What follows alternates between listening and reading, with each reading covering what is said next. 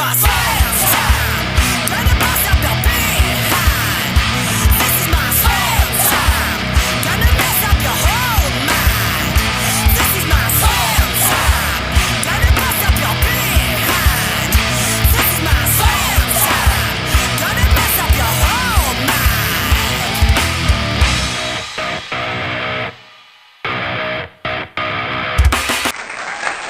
Welcome to Work the Left Side. Hyped to announce tonight's guest. It is the Hunter, Mr. Briac Strong. How are you doing, buddy? You good? I'm good, mate. Thank you for having me on. Awesome. Yeah, thank you for coming on. You know, it's not a case of thanking me. It's thank you for giving me your time. We're just going to sit here and have a bit of a chat, talk wrestling. Obviously, talk about what you've got coming up, what you've been doing. So let's, obviously, you know, I mentioned it before we hit record. I'm going to mention this straight away because this is a huge, huge thing. You've got a match against Mr. Sam Bailey, a hair versus hair match coming up. Obviously, you know, looking through your socials, looking online and stuff, it's definitely something that's been building. And this is like, you know, this is going to be the crescendo. This is going to be the big payoff. You looking forward to it? I am, mate. It's going to be excellent. It's one of them where, you know, I'm a big fan of that kind of like storyline, payoff. You know, you see all the WWE, you've seen it for years, you know what I mean? You know, last year I did a big run with Tony Wright in FutureShock. It ended up in a big no holds barred match. That led into it kind of led straight into the Sam Bailey storyline, essentially. I'm going to pay that off in that Harvest anniversary show. 20th anniversary of FutureShock. It's going to be a big weekender, and sort of like a headline match on that card is up there. And we'll shout out now as well. We're doing it for charity as well, so there's a few links going around social as well. We're doing cancer research. So obviously one of us is getting a head shaved, and it's all going for a good cause in the end. All right. Well, I'll be sure to link in the links and stuff as well for people who want to donate and, you know, give any money and stuff like that as well. I'll make sure I put all that information on. Because you say it's for a great cause. People need to know about it, where to go. And I'm looking at you both though, like, you know, sometimes you see like a hair versus hair match and you're thinking, right, you know, he's going to win this. You know, it's kind of like, you know, the guy that's like half bald is losing it. You know, he's just admitted defeat and he's getting his head shaved kind of thing. Well, I'm looking at both of you guys like, you know what, I can't call this. Yeah, you know, it's one of them where we're not both, neither of us short of hair, you know what I mean? So it's going to be a good one to see how it goes. Good. So obviously, Like you know, the Sam Bailey, you know, it's on your bio, you know, trained at FutureShock, you know, you're a FutureShock alumni, so you know Sam really well. So this has got to be, whenever I speak to people, you know, getting to be involved in a massive storyline, you know, with the teacher, with the professor, whatever you want, you know, the head coach, whatever you want to call them, kind of thing. That's always like a massive thing to tick off. You know, they always want to work a feud, you know, like the student becomes the master, that kind of, you know, storyline. So obviously, yeah, you get to tick this box off. And it's one of them where, you know, I've had, you know, just over 2 years on shows now. You know, I've had some pretty good matches. To be honest, I've had some pretty good opponents that I would, you know, never dreamed of having in, you know, it's just a short time. Bailey, not wrestling on my show yet, any capacity. So, and obviously the match, to be honest, you know, if without Bailey, I wouldn't be doing what I'm doing now. If I'm really honest, you know what I mean. But you know, the fact to get to wrestle him is, like say 20 years of FutureShock. It's going to be one of those matches that you it's one of them. So it's one of them to tick off, and it's, you know, it's top of the list. You know what I mean? So it's going to be really good. Right, let's do the generic thing then. Obviously, I mentioned, you know, training at FutureShock. What made you take those first steps, you know, through the door? What made you be like, right, you know, I'm going to let people slam me about and drop me on my head on a regular basis? Where I look back and I see young kids going through, because I'm you know, I'm nearly 40 next year. You know, I came into it quite late on, and I kind of look back and I go, you know, I was always into wrestling. You know, sort of mainstay with Attitude Era, one of the first ever like sort of like main things, the Austin run, you know, the DX, the Tyson stuff. It was sort of my sort of era, and back then there probably was places to go and train, but they just weren't as. You couldn't find them. You didn't know where to go unless you knew people in the business. You didn't know where to go. And having social media now, you can, you're probably within 20 miles of any sort of wrestling place to train. I never thought about doing wrestling. It was never a thing that came up. Like, it was just watched on TV. It's something you see, you think, and time went on. But then actually, it was in 2017. It was originally when I first ever set foot into it was actually FutureShock. It wasn't Sam at the time. It was a different trainer at the time. But I went into a beginner's course. My wife got me for birthday. She said, "Do you want to see this thing online about FutureShock wrestling? Do you want to do a 4-week beginner's course for wrestling for her birthday?" So yeah, go on. I thought, why not? It's never too late. I mean, it was 32, 33 at the time. Stepped in, enjoyed it. Probably didn't take me out. I did a bit, got injured a few times. I was busy man. I'm actually a teacher by trade. I'm a shooter, I'm a teacher by trade. So busy every day. And then I think it was like got into it, enjoyed it. Fact, Synergy, for example, the Meat Wagon, they were on my first beginner's course with me in 2017, as was Stephen Cross was also on my beginner's course. So kind of those four. I'm still when we did a show together, like last year was the first time we'd ever done a show all together, so it was kind of a big thing. But I sort of turned out of it for a good time, and then it was after COVID basically. I thought, I'm gonna see if I can make something like this. So 2022, I stepped into FutureShock training with Bailey, and I think sort of like rest is history, really. Obviously, the rest is history, like you sort of said. Been doing it the last couple of years, ticking names off. You've been hunting as it goes. Poor James Grayson, Prince Pele, guys who've just been.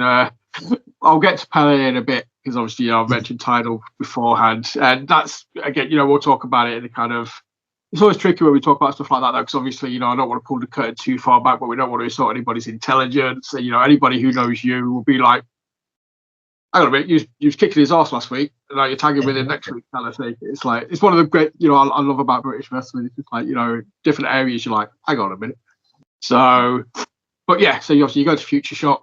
I spoke to a few guys, that have passed through the FutureShock, still go there kind of thing. And yeah, nothing but, awesome things to say about the facility, the coaches, obviously, Sam. I won't big him up too much because apparently he doesn't like, receiving compliments or anything, but, he's not a compliment kind of guy, is he? No, definitely not. No, he hates anything. He just hates it. You say thanks on Facebook or anything like that, for anything. He'll just blank it. And just like, he'll acknowledge it slowly and quietly, but he will never sort of make a big deal of it, which is just barely all over. So, I mean, often then, when you're going in, you're starting the training. Obviously, you've got this like, Hunter character. Did you have that in mind straight away, or was it just a case about like, let's learn the basics, let's learn the foundations? Once I've got that down, then I can start to think of a character. I can think of, I've got a feeling, obviously the Hunter side, it's not just you turned up to 11. It's it's a bit more of a change of character.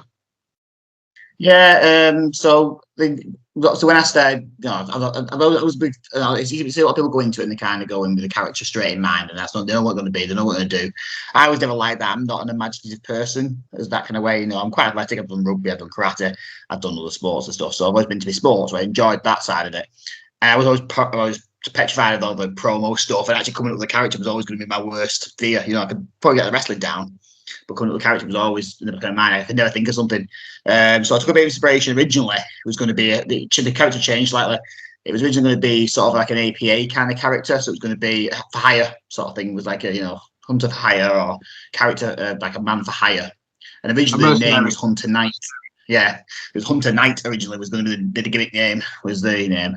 Again, kind of made from not really Hunter. Hunter ID wasn't really there. It was just more of Hunter Helmsley was kind of one of my favourite wrestlers. The Knight family was kind of there as well. So it's going to be that Kate Knight. And then it just sort of modified a little bit. I thought, it sounded a bit too facey, if I'm honest. A bit face name Hunter Knight. It sounded a bit heroic. So I kind of modified it. And the highlight was then the Hunter sort of thing stuck, and I quite like that. And I could go with that. And that's similar to what was going on originally with this idea of someone for hire, kind of gimmick. And then the strong bit was just very simple. I thought it's very simple. It's very to the point. It's what I do. I'm going to be that kind of wrestler you thought before around. I'm quite strong. Let's do that.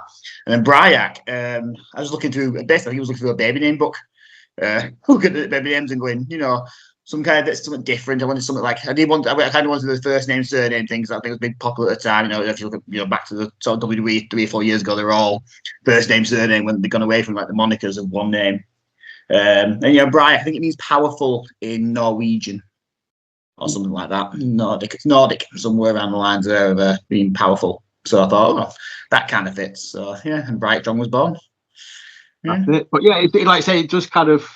I didn't want to say for definite, I didn't know, but it kind of sounded very Scandinavian, Norwegian, kind of like that Briac, and it's like, and automatically, you think of like the Huntsman, you think of just that kind of Norse mythology, just big, tough dudes you do not want to mess with, kind of thing. And it's like, yeah, okay, that's cool. I can see that. Yeah, and then I say the hunter became a thing, and I think they've kind of modified it this year a little bit. And I kind of wanted it to be stale because gimmicks can go stale quite fast, and I didn't want to really change. So this year I've kind of got this sort of trophy hunting thing in FutureShock at the moment. I'm taking things from people, and that kind of came from people like Chris Brooker was the one who sort of gave me that idea and said like, why don't you change it change it a little bit and add something to it and sort of bring that character a bit more with taking stuff and it doesn't the hunter character. So yeah, it's and it kind of works and it fits me, I think. So it seems to be going over. So I'm happy with it. Like you said, just one like you say, the trophies, it's a bit like Prince's hair kind of thing. Obviously, you got Sam's earphones or headphones, and I love the photo of you just wearing them, and just being like, got your earphones, and what are you going to do about it, kind of thing. You just that picture is just like, yes, it just captures it awesomely. So. Whoever the photographer was, massive shout out to them because I was just like, I saw it on Twitter earlier and I was like, that's quality. So I very nearly used it just for the episode graphic. I was like, no, I won't do that stuff. Yeah, shout out to Tony Knox. Tony Knox original there. There you go. Good old Tony. He does some awesome stuff.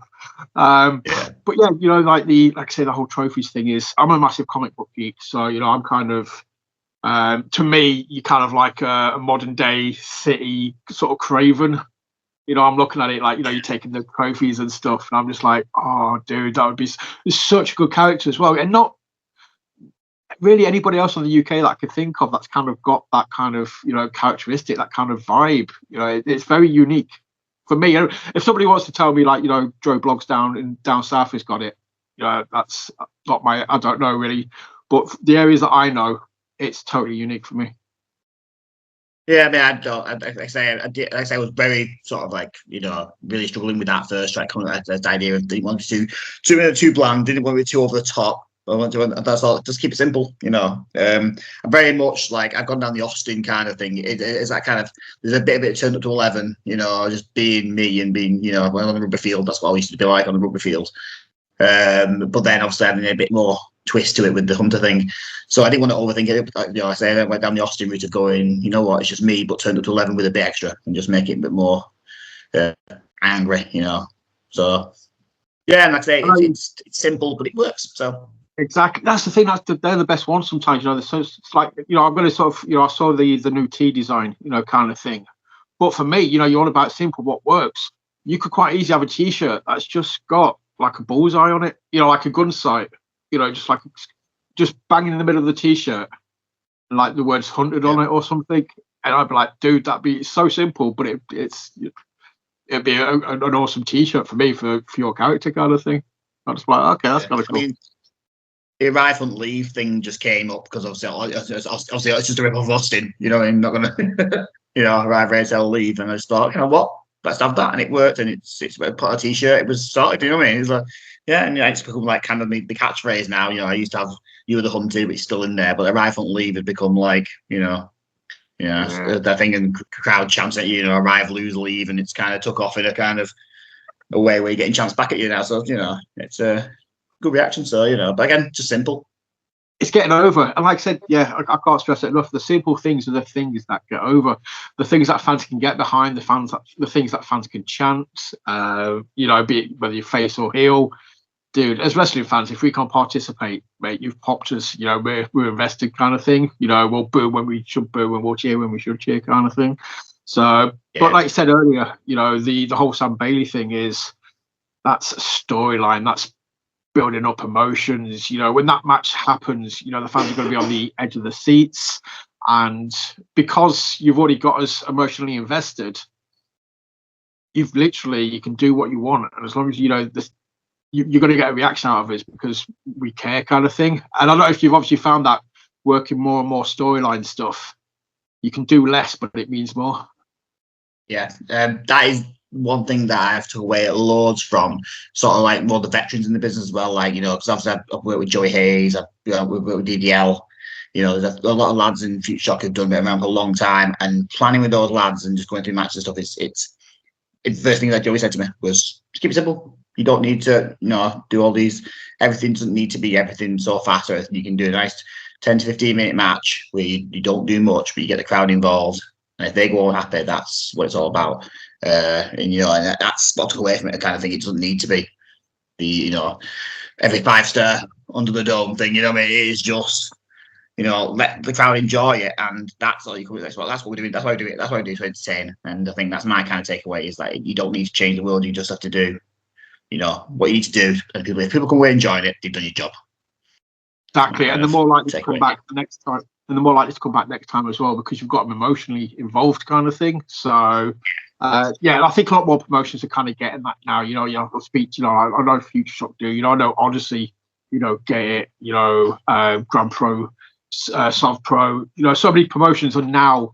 There's a lot more promotions story based than just having amazing exhibition matches, kind of thing. Don't get, you know, they're good. Every show does need a few exhibition matches, but you know, I think there should be more story matches as well, kind of thing. And yeah, obviously, you know, you guys are nailing it at the minute. So big thumbs up to FutureShock. Oh, cheers. So, but you mentioned obviously rugby, and you mentioned karate quickly there as well. I mean, is that sort of the karate side of things? Is that something you did for a few years? Is that something you kind of dipped your toe in, or you know, was it? Yeah, no. Yeah, I did it from so obviously being a teenager, I want to say 8 or 9, really, probably going 8 or 9. Then kind of all the way through the teenage years up to about probably when I went to university kind of time. I think I've just sort of stopped then. I got to a second dan. So I think I dipped in and out for a few years after that. Up to about 24, probably did in and out up to about 24 actually.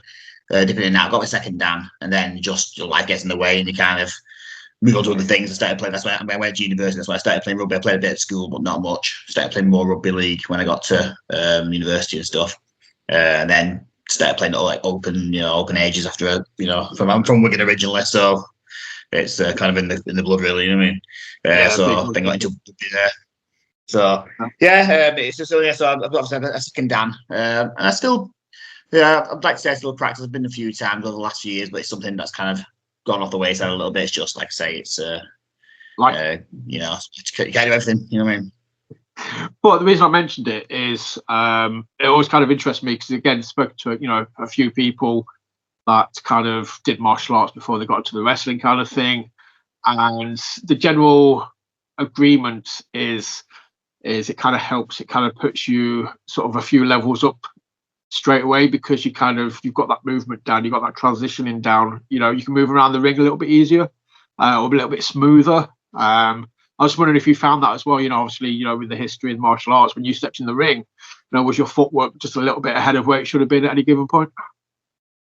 So I think that definitely helps. I think a bit of awareness of like your movement, your body movements and stuff like that. You know, straight away. Never, you know, I've always found it quite all right. There's been things I've struggled with, obviously, as you do, but then I think when you get to, in some ways, I would say that in some cases it hindered me. I think because in karate you kind of taught to keep moving, whereas you want to plant your feet in wrestling.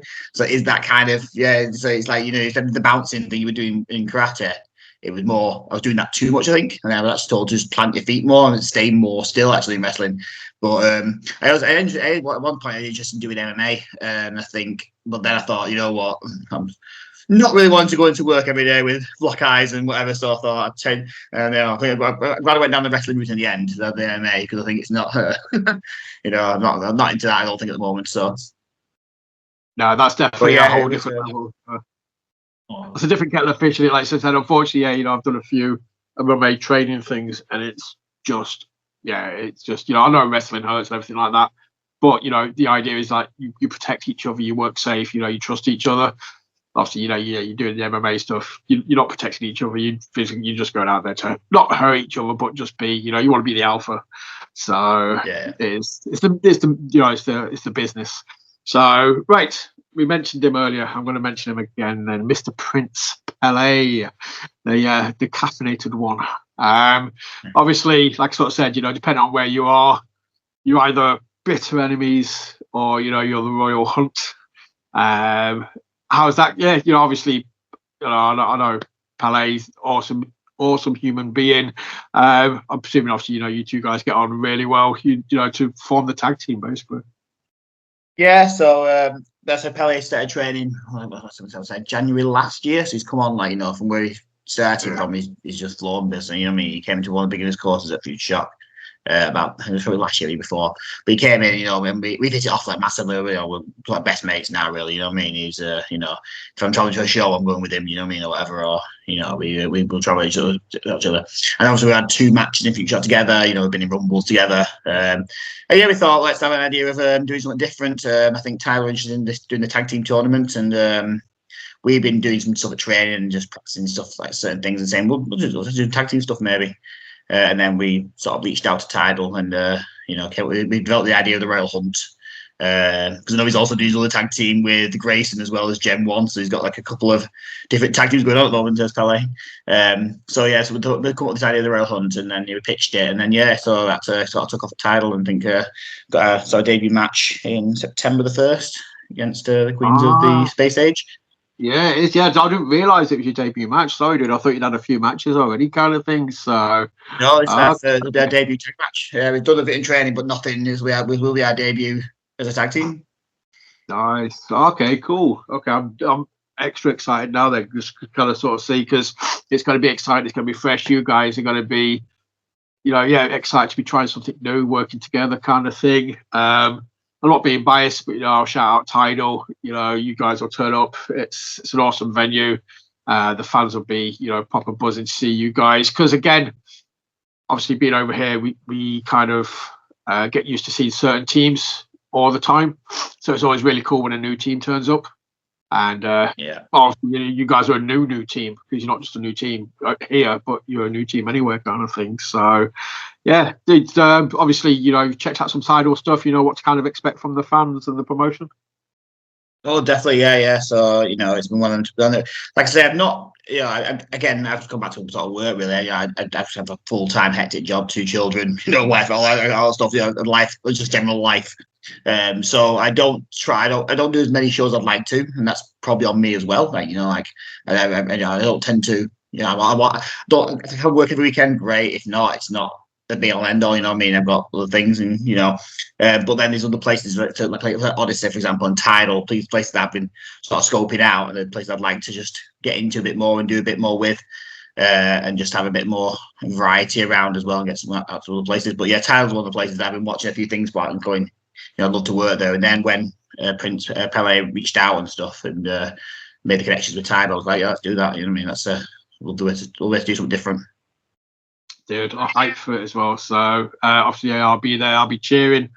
Obviously, Queens of the Space Age. If I'm presuming they'll presumably be the crowd favourites. So I might get booted out, or I might get lynched for cheering you guys on. But I've got to be I'll be loyal. I like you guys, and both of you guys have been on this show, so you get the cheer. I've only spoken to Priscilla, so by default, I have to cheer you guys on.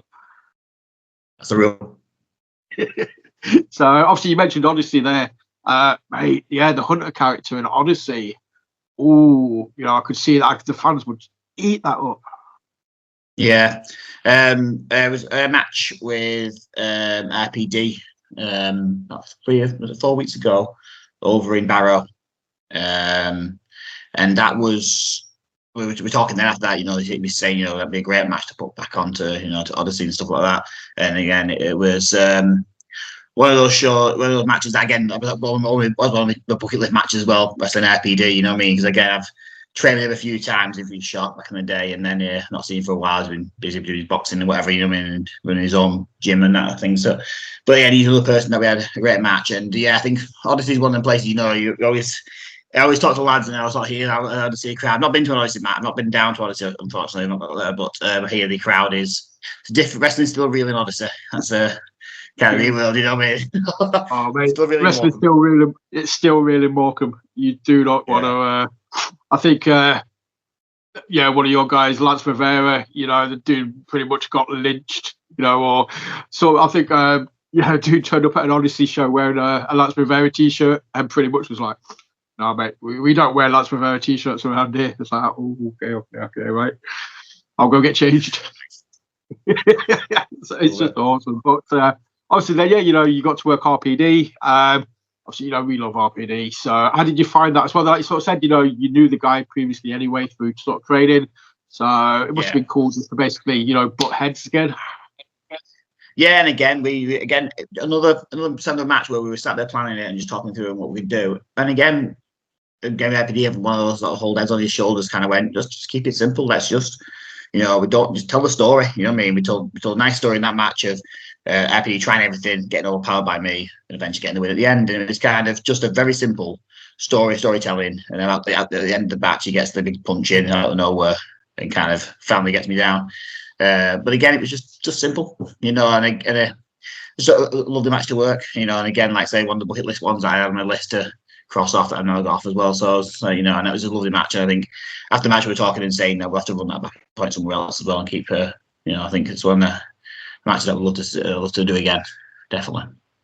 Ooh, I could see it, like I sort of say, I could see it at Odyssey, I could see it at like a Soft Pro or something like that as well. Yeah, there's a lot of promotions. I mean, that's the thing over your neck of the woods. You're not limited for options. You got so many good promotions over there that are very much character driven as well, very storytelling sort of. They just, they've got their audience. They pull, the audience back every show because they tell great stories. To be a part of that, I can only imagine it make your life not easier, but a lot more fun. Well, yeah, easier because, like I said, you can work smart instead of working hard, kind of thing. You just go in there, you tell an amazing story, you pop the fans, you go home happy and accomplished. Yeah, exactly. And like I say, you're right. There's such a prevalence of places to add, not just to be on shows as well, to train as well. You've got your Wrestle Temples, you've got your Claw now over here, you've got so many different places that you can go and train. I went to the PPW as well because obviously FutureShock and PPW in sort of and sort of locking arms at the moment as well, and having a good old relationship there as well. So there's all these places that you can in the Northwest and now in Yorkshire as well. It's just everywhere. There's lots of places to go, which is just amazing. Like I said, going back to when I was 20 years ago when I was really full on wrestling, I was like, wish that thing was there then. You know what I mean? I was going to say earlier when you sort of mentioned it, like you sort of said there, you're about 20 miles away.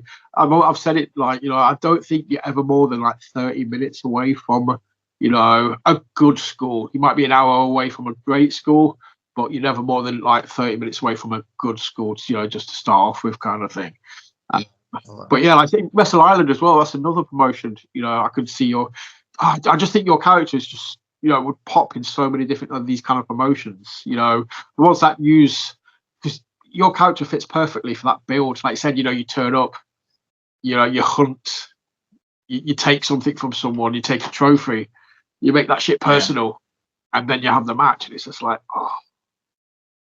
Yeah, I mean, we ran it was the LWF I ran last January, last December it would have been, and I came in and did the old Ethan Steen was the LWF champion then, and I was just brought in as a one-off kind of for a title match, basically brought in as a challenger for his title on a show, and that went over well. We'd run that with obviously me and Ace have had about 4 or 5 matches in FutureShock in different places, but and that seemed to go off well. You know what I mean? So again, it's that idea of come in and just be character, and it kind of fits into most scenarios. Really, it's just another challenger. It's someone a babyface can fight up against, and then eventually probably overcome. It's kind of that idea of oh yeah, they've overcome him, even though he came in with all this sort of aggression and power.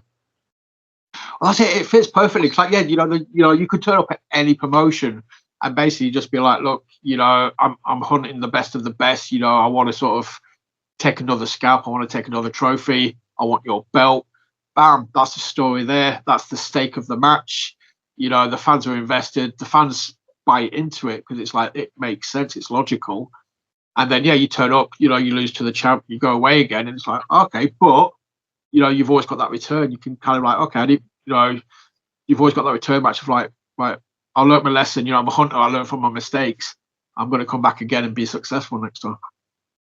Yeah, exactly. It's like the old territories going around the territory, you know what I mean? Yeah. You know, like, you know, traveling the territories of trying to hunt for the champion, you know what I mean? So that's why it just fits so perfectly though. That's why it's such a good character. That's why as soon as like, you know, I was looking into it and, you know, checking out your stuff, I popped because I was like, it's so clever because it automatically gives you an in any promotion. You know, your character automatically gives you a storyline for anybody who knows how to book to use. yeah, appreciate that. And like I said, it was always the scariest part. So I thought I'll be able to do some wrestling, no problem, probably. But then it was always, will I get over? Will I have enough of a character to be? I'm glad it's took off, and I'm glad it's took off because it was always the worst thing for me. It was always the sort of like the worry that I would just be a wrestler and not as a character. I think that's come out and being around people. I think being around people who, you know, drive you, give you throwing ideas at you all the time, and you know that's a key thing. You know, and I think because that's the biggest thing I'd say about for wrestling is that the community, like just being around it. If I'd done my last match, I'm never going to do the match again. I'd still be around the community for a long, long time, just being around those people. And I think that's the important thing people need to take away from wrestling sometimes is that, you know, because I think people put a lot of pressure on themselves in wrestling. I think, especially a lot of wrestlers, put a lot of pressure on themselves. And I just kind of go, you know what? It's wrestling. Enjoy it. That's my kind of take from it. And I know I'm a bit older and kind of like, I'm thinking how many years I've got left in me, you know what I mean? Because I'm doing my style, and my style will work for me hopefully for a few more years that I don't have to say I'm done now ever. But I think I just enjoy every single match I'm in, and I think that's the best way to be. It's in life in general, you know what I mean? I think just enjoy it. You know, like it's fun. You don't everyone gets to wrestle in front of a big crowds of people. You know what I mean? Just love it. Love every moment of it. Yeah, that's exactly. Yeah, closest I get is talking to you guys by doing this kind of thing. So I can't even imagine. You know, that's what I always like to sort of, you know, kind of gauge, or when I talk to people, you know, it's that kind of like. I was like, I'd like to ask as well, you know, like obviously, you know, you trained at FutureShock, you know, when you're on FutureShock shows, it's an amazing thing, you know, it's you kind of graduated, they trust you to put you on the show kind of thing, but it's FutureShock, it's like your safety net, it's your safe place kind of thing.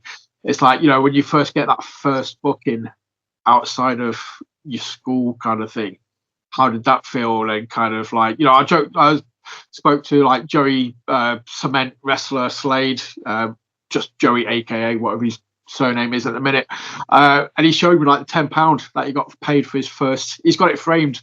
He's got like his first ever like money that he got paid for his first show outside of his school. You know, like in his bedroom kind of thing. I just thought that was awesome because it just means something. It's like that first booking away from the safe place. Yeah. So I remember, because I debuted at the Pulverise Wrestling at FutureShock for FutureShock for Wrestling in like the April 2022. That was amazing just for its sake, because the fact is that I was supposed to do the Rumble, doing the FutureShock Rumble, and then Billy rang me the day before and said, do you want to do a match as well? I said, yeah, cool. He went, wrestling Luke. I went, Luke who? He went, oh, Luke Jacobs. I was like, okay. And Luke Jacobs just won the Progress thingy title. I was like, oh, okay. Right, okay. It was an amazing match. It was really great for a debut match. For a debut match ever was, you know, Luke Jacobs. You know what I mean? It was amazing. But then, yeah, you're right. Say that safety net. But being on FutureShock shows for the next few months was a safety net. I think my first external booking was a company called British New Promotions that there was in Barnsley. I think you want to say it was Barnsley. And again, kind of a safety net because me and Bailey were booked for it. So we travelled down together, and it was my first. And outside the booking, but Bailey was there with me as well. So it's kind of like, so it's still a safety net, really. But yeah, I wrestled Tommy Rocker in a match in Barnsley. So yeah, and that was again, yeah, that feeling just being. And again, I remember being nervous about that because it was around people I'd not trained with before. You know, all the matches I'd saw previously were people that had sort of been in matches with or trained with, or at least knew them. You know what I mean? Wrestling someone who was brand new, I'd never really met before till the day I got there.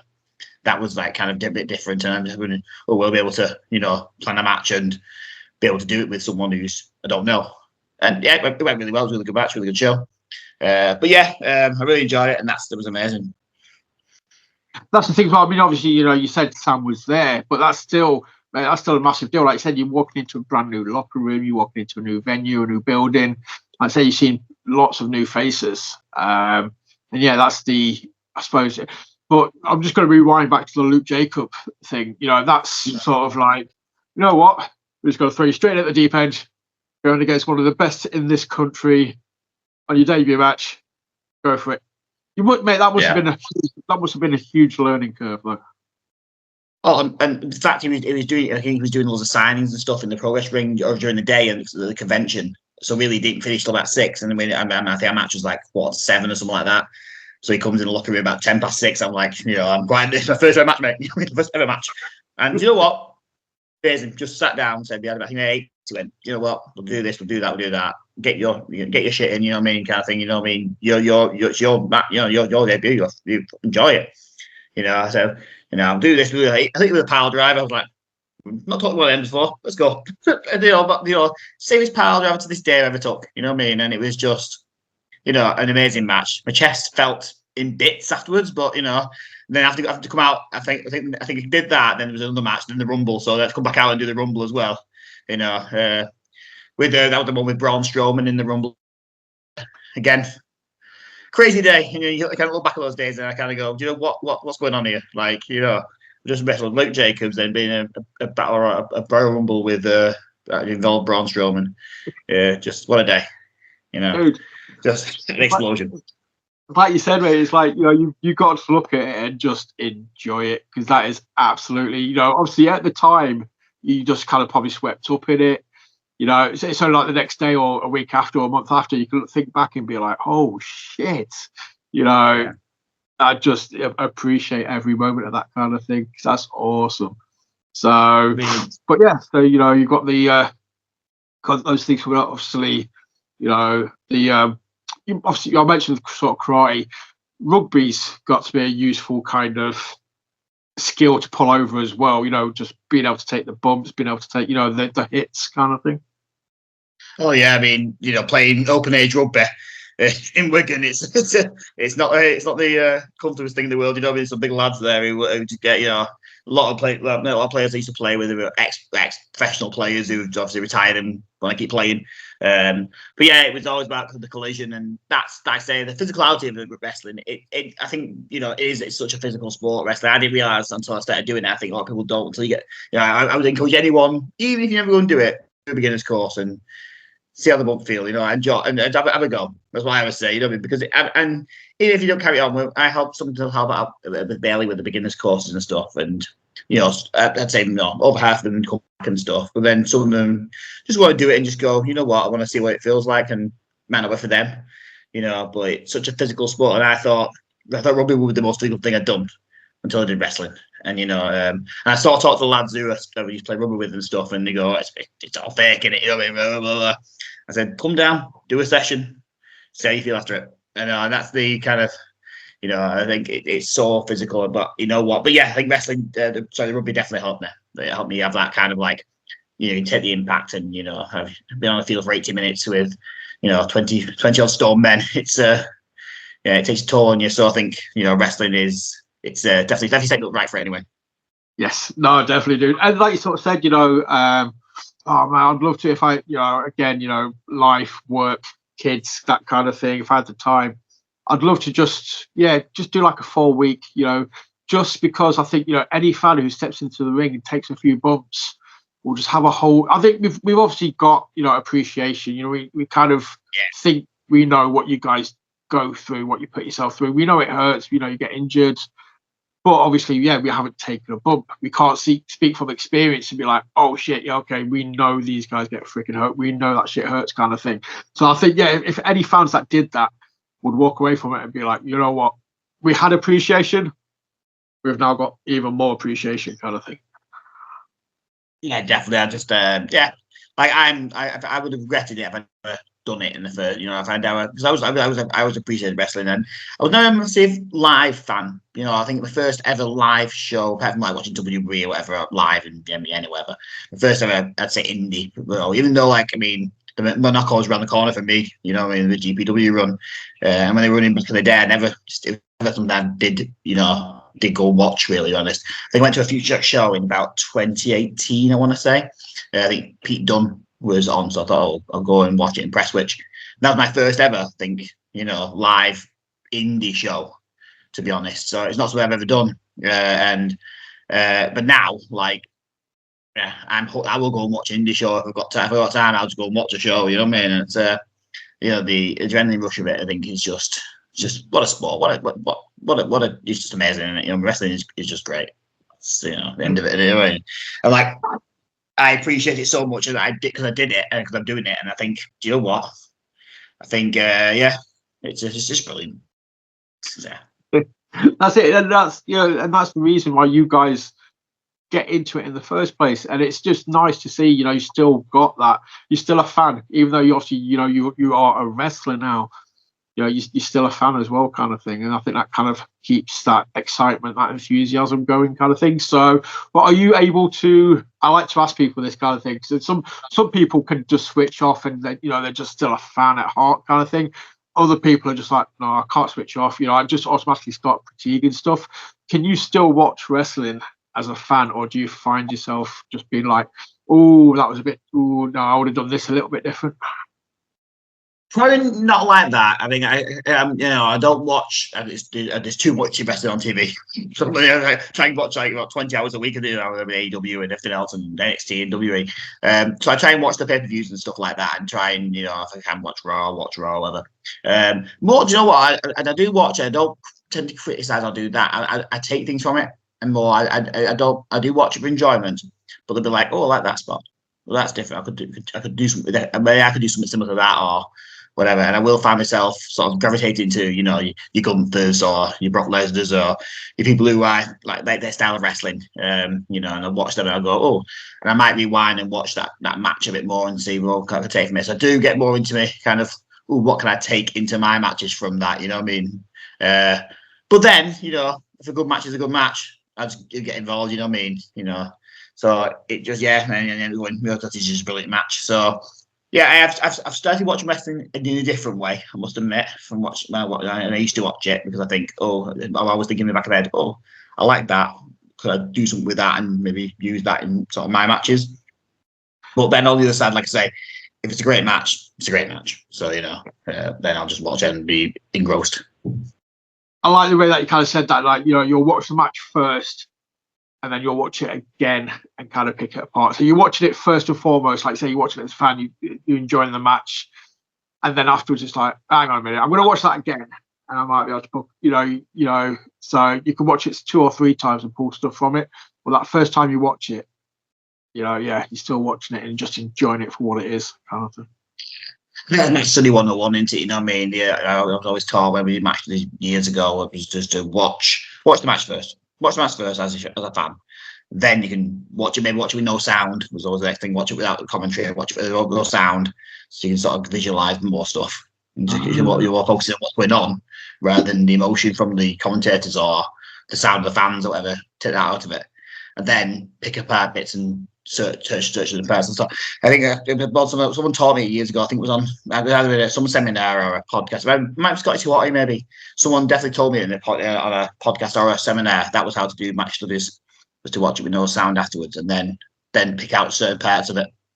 So yeah, I've started that a little bit with wrestling when I watch on TV now. I've never heard that before, but it makes so much sense. Like I say, you're not getting distracted. You're not being led by the commentators, or you're not being led by the audience. You're literally just, like you say, you're watching what they're doing and you're watching the movement. That makes 100% sense. Yeah, that just makes sense, kind of thing. Obviously, not just wrestling kind of thing. Obviously, given your character, do you kind of pull inspiration from any other sort of source of media, like films or TV shows or music videos? Tend to be one of the more scary people, but for like your kind of sort of thing, are you watching TV or films and being like, Okay, that's kind of cool. I could, like, I mentioned Craven the Hunter earlier, so obviously, I'm referencing comic books and things like that. But yeah, do you find yourself sort of be like, hang on a minute, if you're watching I don't know, like a Sons of Anarchy or something, and there's just some badass dude on there who just fucks people up for money, you'd be like, okay, I like that face, I like that mannerism. See, I'm a strange one because I don't really watch modern films too much. You know what I mean? I'm not really a film buff at all. And I watch, I'm a big Doctor Who fan. That doesn't really work with my character at all. That's my kind of era. And at the end, I'm kind of one of the people who's watching all 90s sitcoms and whatever. But what I am a big fan of is the old style 80s horror. So I do like me sort of Freddy and Jason kind of stuff. So I've been recently just watching back actually the old Friday the 13th, so the Blu-ray box set. So I'm watching them all, and the Jason character does sort of resonate a lot, and the movement in it. Because one of the things in my match that I always wanted to do was really slowing my movements. Was one of my key things. Was kind of, be a bit, speed up a little bit. I hit a big move, but if you watch any of my heat, it's all very kind of slow pacing. Walk over them, pick them up, slam them, walk away, let them sell it. You know what I mean, kind of thing. And that's definitely from watching those kind of your Halloweens and your Friday the 13th kind of films. Watching them, and I watch them. I watch how he moves in the films. Jason, you kind of, I do take some of that kind of stuff away from it as well, and that character kind of idea. And that could be essentially something that I don't want to. I always want to kind of develop that character as well. So I kind of want maybe that's something I'll move into, like a horror kind of vibe at some point. Maybe it could be the next iteration of Briac Strong. You know what I mean? Because it's that, and then you mentioned music videos as well. Because I'm a big fan of the band Korn. So I know we used to be massive into their videos all the time. I think they were always, they've always been one of them bands that have been diverse and changed all the time. They kind of never stayed, the same. So big when music videos were a big thing, I mean, you used to watch them all the time, and you don't tend to watch them anymore when people spend money on music videos. But they had all the Freak on a Leash and all that kind of stuff, and then videos were so like you look someone a great underrated video, and they had the horror themes in there back in the sort of 90s, late 90s videos and stuff, early 2000s, and I think I take a lot from watching them videos as well. So yeah, that kind of Korn-esque vibe and that horror themes is something that I take out and I try and build into my character if I can.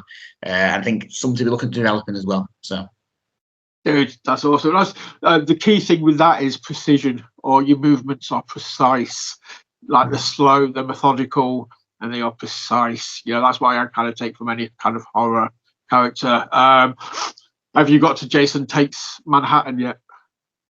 Oh yeah, I've seen it before, obviously, but it's yeah. Yeah.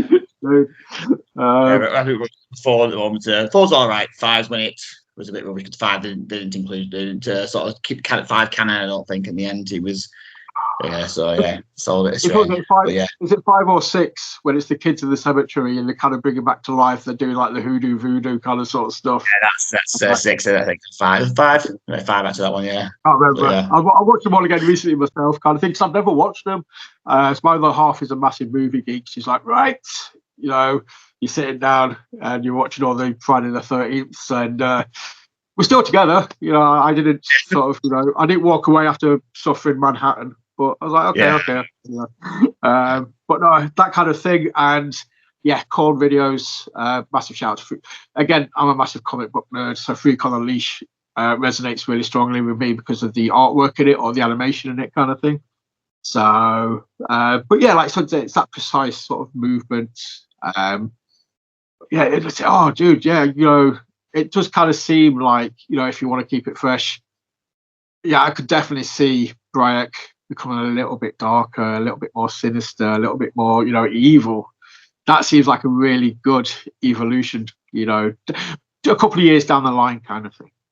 Yeah, but it could go 2 ways because I've got a very much like kind of face character idea as well for going completely face and completely switching on his head and being like kind of wrestling dad idea and stuff like that. So that's completely off the wall and could be completely like could be Joseph Parks and Abyss kind of vibe. You know what I mean? So I've got completely switched the character around. There's a little Brian Strong as a alter ego like some point throw out, but that's one that's in the works as well. So I've got a few ideas I want to mess around with, but yeah, because I thought, what, I do really enjoy being a heel. Being a heel's ace. Like I don't have any other way. Like it's so much fun being a heel.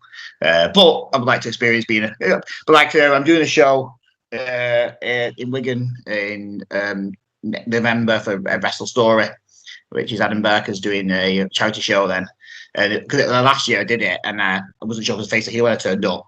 But I thought, it's Wigan, I'm going to be a face. So I did Briac Strong, I was face, and it was just different. I possibly got some new music together, just different movements, but still did my own thing in the ring. You know what I mean? My powerful thing in the ring, and that was just fun. And it's the first time I worked face in front of a crowd.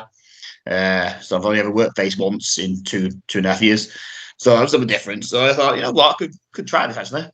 Get some face ideas out there. So but I do love being a heel, but you never know. You never know. You just get to be a bastard, don't you? And enjoy it, kind of thing, and not feel bad about it because you're just being a character. So it's like, it's not me. I'm not really a bastard, but my character is, so I can get to do it, and I get to do it, and enjoy it. Love the Abyss Joseph Parks reference as well, though. That's the thing. The more I speak to you as well, kind of thing. It's just radiating. You're just a fan. You know your shit. You're pulling out sort of like references from here and here and here, kind of thing. It's like, yeah, okay. I just think it always makes me more of a fan when you're a fan, kind of thing. It shows that he's genuine and you've got a passion for it, kind of thing. But yeah, Abyss and Joseph Parks, that'd be amazing. I'd love to see that kind of I'd love to see you put a spin on that. Yeah, I mean, it's weird because from day job I wear a suit all day, that kind of thing. And I think, do you know what? I could turn up the PC to train after work and stuff at 7 at night after I've had a meeting with parents or whatever, and I turn up in my suit and then sort of get changed into my gear. Like, it's a completely different outlook for me. You know what I mean? So yeah, I thought, this could be an idea. Wearing a suit to the ring, cracking. Dude, that'd be awesome. But then again, a suit doesn't automatically make you a face. It could just mean like you could go like American Psycho or something. You're just this very well dressed, dapper guy who's just gonna mess you up. Yeah. There's definitely some ideas there, and like say, I want to keep it fresh because I think it can get stale if you keep a character so long. Sometimes it works. You don't get me wrong. There's people who've been the same characters, the same gimmick for a long time, and it's worked perfectly. And you know what? The other side of it is then don't fix what's not broken. You know what I mean? If it's working for me, you know what? It carries on working for me if I need to freshen it up. But that's the idea of working in other places as well. That's why I kind of want to get out of this, because you can try things in different places. FutureShock that's my gimmick with FutureShock.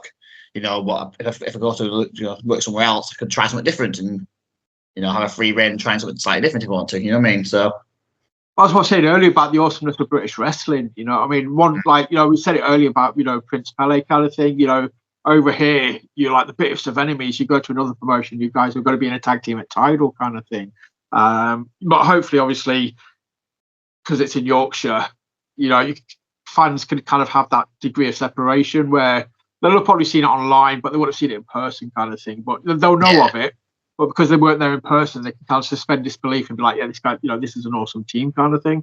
But yeah, you've always got that, it kind of sometimes gets a bit confusing. It's hard to keep track of where somebody's a face or where somebody's a heel, depending on where you are in the country kind of thing. But for you guys, it just opens up all these different possibilities. Like I said, you can go somewhere and, go be a face, give it a try. If it works, awesome. If it doesn't, then obviously just revert back to be what But, I don't see why it wouldn't work. You know what you're doing. So, and you get that enjoyment of being like, right, okay, yeah, let's go and see if I can make people cheer for me for once. Yeah. Listen, wrestling is just we have a multiverse in other forms of media. We have a multiverse in wrestling. You know what I mean? That's my kind of take on it. It's good enough for it's good enough for all your other sci-fi thingies. It's all right for me. You know what I mean? Right. Ah, dude, that's awesome. I mean, well, obviously, I know you're a Doctor Who fan as well, then. So, I'm sure there's, obviously, I think multiverse. I'm thinking like Spider-Man and stuff like that. But obviously, it's something Doctor Who probably did 20, 30, 40 years ago before it was even cool. So, I like that. I've never thought of British wrestling as just being like a really weird multiverse kind of thing. But it's an interesting spin. I like it. You can kind of sort of say, you can be. Yeah, different areas or different regions, like Universe 1, Universe 2, Universe 3, Universe 4 kind of thing. It's like, yeah, as soon as we cross from Lancashire to Yorkshire, totally different. Exactly. Yeah, I think that's a good way to put it. I think. Yeah. I like it. I like it. You've mentioned a few times about ticking off the boxes. Any boxes you've got you haven't ticked off yet? Anything you kind of that's in your line of sight on your radar? We're July, so we've got 5 months left of the year. Obviously, you've got in September you're coming over to Yorkshire. You work in Tidal, that's a box. You're teaming with Prince, that's a box. What else? Is there any other boxes you want to share? It's all there because I think. I mean, I've been very blessed. Like I said, 2.5 years in the business on shows and stuff. I've, the April wrestled Gangrel on FutureShock thing. You know what I mean? Like I went the year before at Full Wrestling. I watched the last two in the Rumble with Big Damo, so I had a bit of a biff with Big Damo. It's been kind of I've wrestled. My checklist originally was Bailey. Someone from WWE done that. Joey Hayes was on my list. Wrestled him. Damon Lee was on my list. Wrestled him. Not had Ridgeway yet. That's very much a different style. Me and Ridgeway. You know what I mean? And I've still trained Ridgeway quite a bit as well. FutureShock. So I'm not a mess with him yet. That'd be pretty cool to have. You know what I mean? That's something on my list. But yeah, it's a really weird one because there's so many people now out there that I see that the PPW people are coming up and loads. There's lots of PPW. They're doing so amazing at the moment. And these companies, it's more companies I want to get into, I think, and then just see who comes into that. Like there's places I've not wrestled, like Wrestle Atomic Wrestling. You've got people. TNT is something that I'd like to break into a little bit, kind of over here, this side. And there's just I think Wrestle Island. We've talked about it already. I've been down to Temple a few times training, get into there, and then see what comes of it. But yeah, there's definitely a wealth of companies that I'm not much to do with yet. I'd like to think this year let's try and sort of branch out into them a little bit and see what matchups that brings as well. Because I've had a good list of people. Let's branch out a little bit. That'd be awesome. Like I said, I think working places like Tidal and stuff like that will help. Get eyes on, and you work with the majority of people I speak to. Like say wrestling is just it's a business of networking. It's like getting yourself out there, showing your face, meeting new people. Getting on with them people, making a good impression, and then if something happens, boom, they'll be like, yeah, I know a man that can fill that slot for you. And then you're in at that show kind of thing. So but like you said, life is life. You don't get to probably travel around as much as you would like, but when you get the chance to do it, dude, you just got to go with it. Exactly, yeah. And like I say, yeah, I mean, if things are busy, and I love networking. If I get the time to do it, I'll go and do it, and I'll go and see them shows and go and crew whatever, and just have a good day out with people. You know what I mean? And I think that's really important, and something I'm going to. I'm a bit proud of as much, but again, I don't feel bad about that. It's just it's life. You know what I mean? Like it's I think family's got to take first priority sometimes and things like that. And then if I get out there, I get out there. And like I say, I always start saying every booking is just another. But there's no blessing. I'm enjoying it. So as long as I'm enjoying it and I'm having a good time, and the people are enjoying it and watching it, that's cool for me. Yeah, exactly. It's like you said before, you've got to enjoy it, embrace it, give the fans what they want. Obviously, you mentioned, the Temple there as well. So obviously, we talked FutureShock, mentioned PPW as well. So I know a lot of schools kind of encourage people to go out and about and try out different schools just to sort of see what's different. They sort of, I know a lot of schools have got really good relationships with each other, and they kind of encourage it just to be like, look, see what they're doing. See if anything clicks, there that's different from here, and just expand your horizons. So I know Temple really well. I've spoken to loads of people from Temple, and I know Sean Only, and obviously PPW. Nothing but love for those guys. And I was really happy to see PPW and FutureShock, kind of Liam coming down to you and Sam going up there, kind of thing. So I'd love to see like some sort of invasion thing. As a fan, I'm like, ooh. Do it right this time, though, instead. Yeah. Yep. Yeah. Because these the the other one I've thought of was New Wave, because a lot of FutureShock people going down to New Wave now at the moment. You know, I see Joe Blazer is down there all the time. Jacob North is always popping down there as well. I think that's another one. But I think there's definitely that kind of like a turf war thing that could be definitely a good storyline of kind of building it in. You know what I mean? No, I think Meatwagon just did a promo last week. I think it was online, and it was talking about sort of coming into our turf and stuff. You know, I think it's a great storyline. The invasion angle is brilliant. Really, I think it's something that could definitely go into the could be looked into.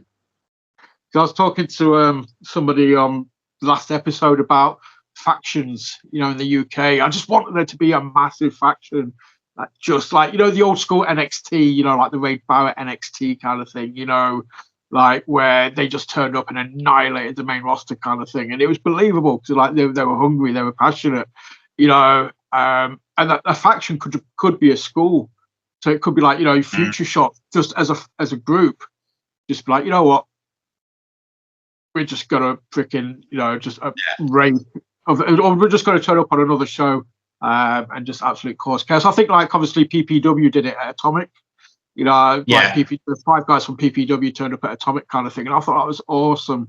But I think other schools could do that; it'd work really well as well, kind of thing.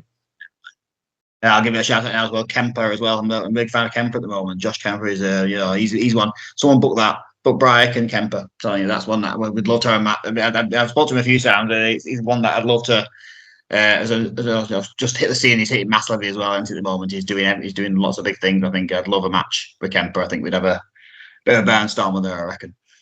That would just be like, oh, dude.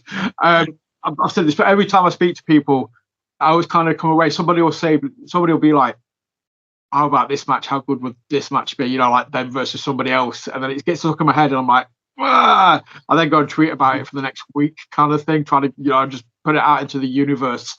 And yeah, you've just given me this episode's sort of dream match. Just kind of like, now you put it in my head. I need to see that match now. You know, that's just that'd be awesome. That would just be like, it would be like the biggest thing you could hunt. You know, like you're just going after the grand prize. You know, the big daddy kind of thing, and it is just like it'd be the biggest trophy in your cabinet. Yeah, because we did it last year. I mean, we pitched it, and it worked in the end. It was me and Big T, which was a completely different match for myself, because it was the 19th anniversary last year. If you shocked me, we had a completely different match for me, because obviously he's 7 foot something. You know what I mean? He's a big man, and I had to wrestle a completely different style. You know, that's when I did my swanton bomb and I did the dive out the ring and stuff. I had to wrestle a completely different style of match, which was amazing for me. You know what I mean? And again, that was just something. Again, T was on the list as well. People wanted to wrestle because he's just such a nice guy. And just, you know, that was something that I wanted to do, and we talked about it. And I think T was having a bit of a break from wrestling at the time, and he said, "Oh, come back and we'll do it."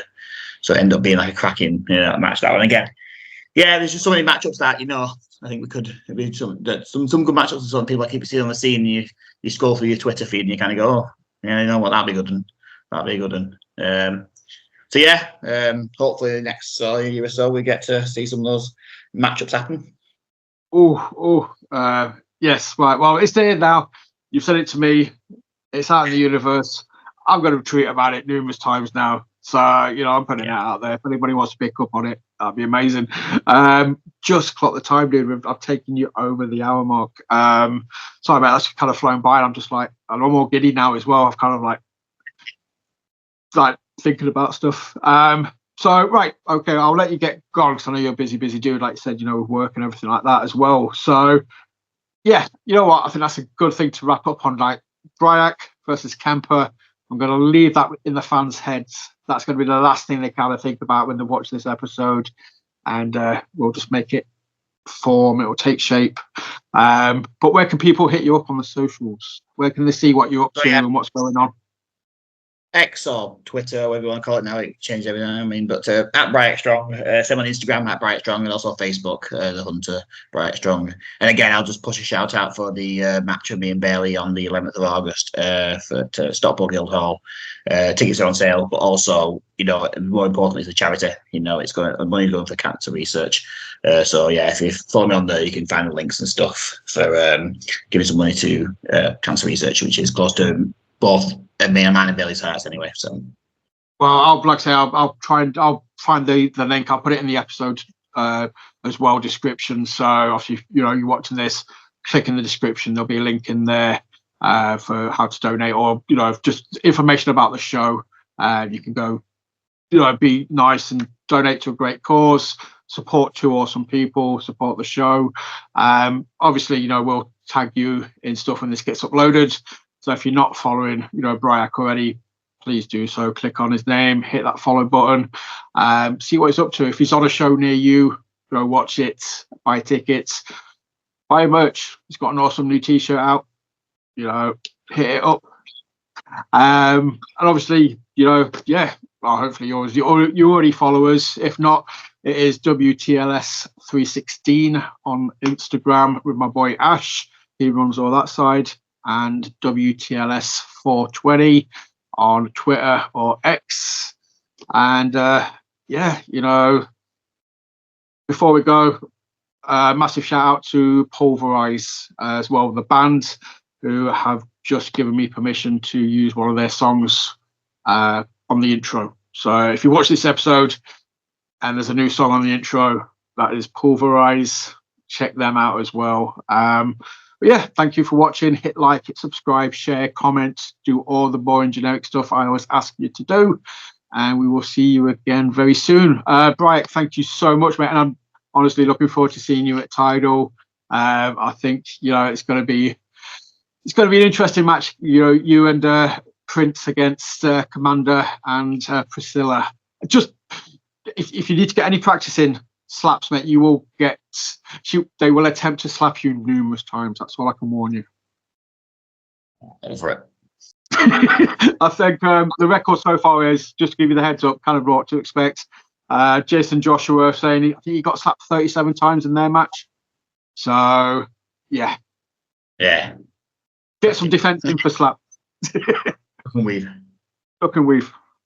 Dude, thank you so much. And again, thank you for watching, and we'll see you again very soon. Goodbye.